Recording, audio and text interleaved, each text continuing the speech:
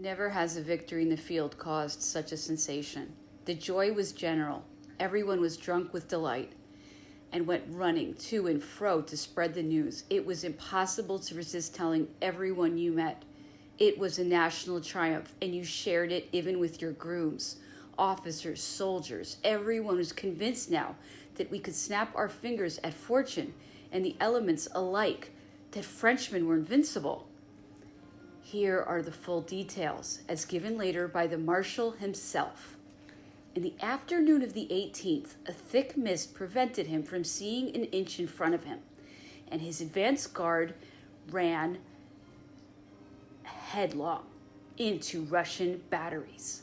There were 3 enemy corps with formidable artillery on both sides of the Krasnoye road and on the road itself. When he heard firing, he closed up with his advance guard, which he overtook at 5 o'clock. Believing that we were waiting for him and that the cannonade would be the signal for a general attack on our part, he renewed his own attacks several times in the hope of breaking a way through the enemy. His troops fought with remarkable bravery despite a murderous fire from all quarters. After breaking through 2 ranks, Ney's men seemed doomed to die under the cannon fire of a third without being able to overcome all the obstacles that the Russians had prepared and now opposed to their valor. Realizing that to break through was hopeless, he resumed his original position, continuing to fight until 10 o'clock in order to force the enemy to keep their forces concentrated at that point. Firing then ceased, and General Miloradovich sent a second messenger, this time a major, with a flag of truce to propose that the marshal should surrender. He, however, had already laid his plans and had sent out reconnaissances to explore the district as soon as he had become convinced that we were no longer near enough to help him. The marshal was confirmed in his intentions by hearing from this Russian officer that the whole army had left Krasnoye and was already a long way off. We kept the major with him and continued in absolute silence to prosecute the movement he had already begun for crossing the Dnieper up and down, which he had reconnoitered the evening before. Although at several places along its margin the ice was scarcely formed, few lives were lost. It was even possible to save the bulk of the horses. When day broke, the Russians found only our spiked guns and understood that one brave man can do with Frenchmen behind him. The marshal, having reached the other bank of the river, sent out small detachments to go to Orsha with word for the emperor. Only one of these arrived to give the viceroy the first news of what had happened. Platov, coming from Smolensk by the right bank and flooding the country with his swarms of Cossacks, had learned of the marshal's crossing. He mustered all his men, surrounded the marshal, harassed him continuously on his march, and forced him to form squares at every moment to resist attacks from the enemy and to protect the stragglers, refugees, and such wounded as he had been able to bring with him. The efforts of all the Don Cossacks were in vain. Marshal Elchangon's 6,000 brave men kept their formation, nor were they stopped even for a moment. This daring retreat was freely compared with what was called the prudence of Ney's colleague, and the comparison made all the more talk because Marshal Eckmühl was unpopular. Everyone, high and low, availed himself of the opportunity to throw stones at Davout without considering whether the orders he had received, the instruction he had given Marshal Elchangon, the circumstances in which he had found himself were not sufficient to justify the course he had taken. Marshal Elchangon's return restored the emperor's confidence in his star, a confidence by now too inveterate to be good for him or us. On the 21st, headquarters were at Kamienska. On his way there, the emperor received word the second time about the progress of the Moldavian army. He had it from Count Daru, who had been following at some distance behind the emperor and had kept himself occupied by helping the sick that encumbered the road or were crammed into the few remaining houses. He had thus met a Polish officer who had asked him to carry the word to the emperor until such time as he could confirm it himself, for at the moment his horse could go no farther.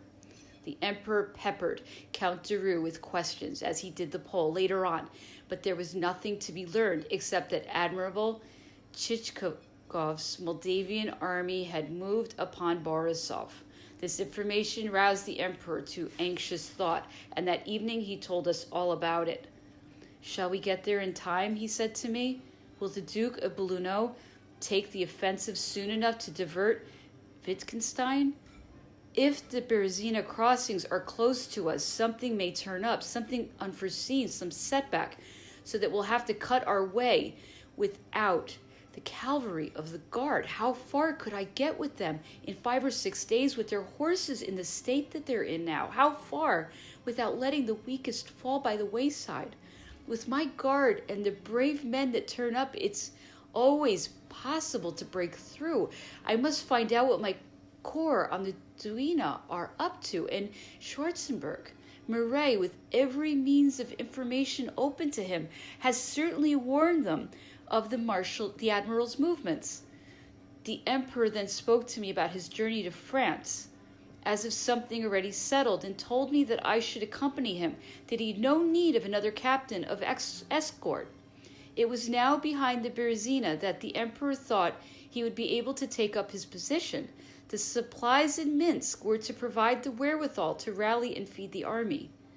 "The Reggio and Belluno Corps," he said to me, "will be covering the retreat within a few days. The men from Moscow will be stationed in the second line, and the stragglers will be rallied." There was still no news from France. It was this privation that the emperor felt most. He scarcely dared even to hope that the Polish officers and men sent to the Vilna had been able to get through, and the Duke of Bassano thus enabled to send reassuring news to France. The emperor realized all the unfortunate consequences that such a silence might have, and this realization but added to the chagrin he was to feel over the next piece of news that came in. On the 22nd, he stopped at Tolocina in a convent of some kind. It was there he found out that Minsk had been evacuated, and that General Lambert, commanding Admiral Chichkov's advance guard, had occupied the town on the 16th. The emperor was momentarily dismayed. To him, this news meant the loss of supplies, of all the resources he had counted on since leaving Smolensk.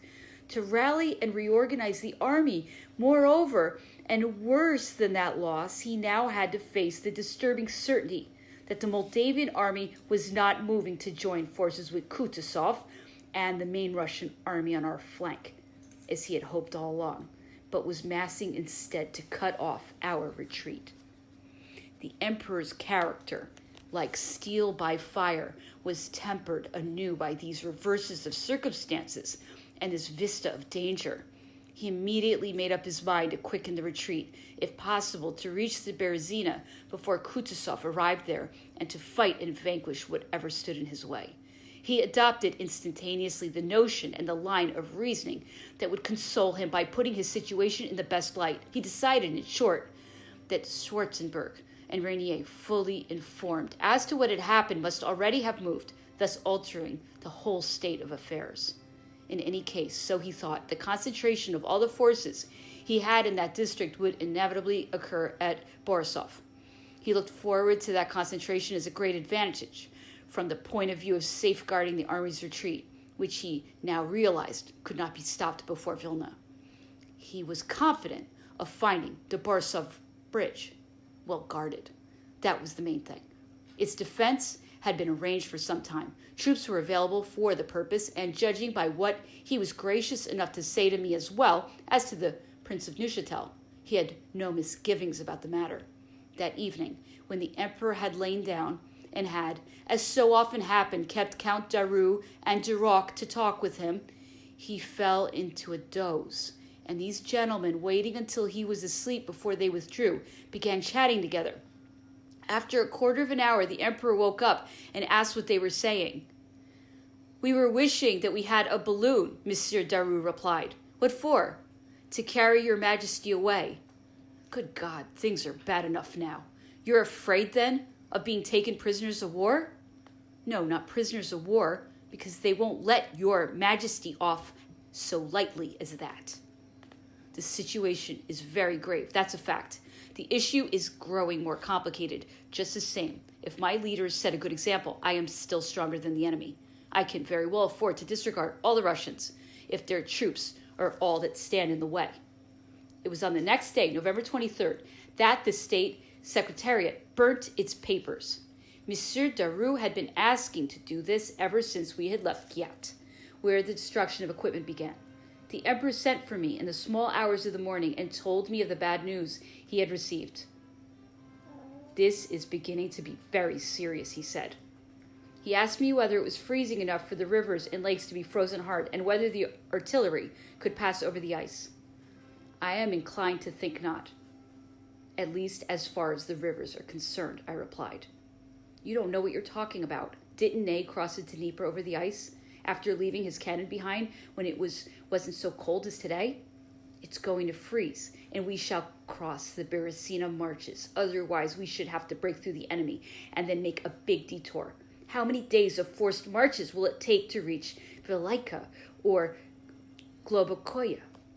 The position is likely to turn critical if Kutuzov has maneuvered skillfully, and if Wittgenstein is ready to support him or has joined forces with the admiral. This damn sailor, Chichikov, brings me nothing but bad luck. As for Kutuzov, he knows nothing about war. He is brave enough when he comes to grips in a fight, but he knows nothing about strategy. The Emperor told me what Daru and Duroc had said to him. Their balloon would not be de trop, he added jokingly. This is one time when only the brave can escape. If we can get across the Berezina, I can control the issue because the 2 fresh corps that I shall find there with my guard are adequate to defeat the Russians. If we cannot cross, we shall try what our pistols can do. Consult with Duroc about what we could take with us if we had to cut a way out cross-country without transport. We must be ready in advance to destroy everything so as to leave no trophies for the enemy. I would rather eat with my fingers for the rest of the campaign than leave the Russians a fork with my crest on it.